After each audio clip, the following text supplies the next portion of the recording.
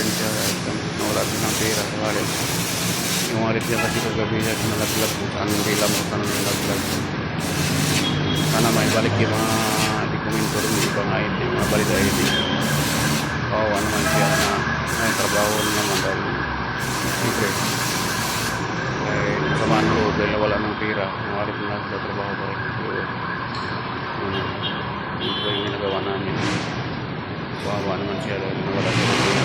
Nalaglag yung pera wallet niya. Sana sa mga nakakuha yung mga kadampot.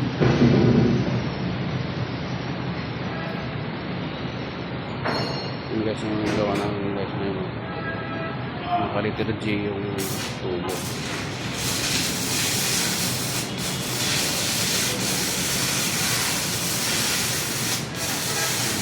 Huling sumaso ng ano.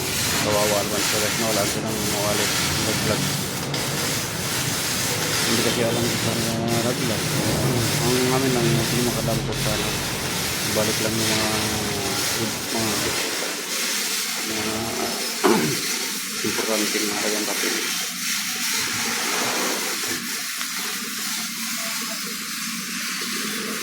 Sana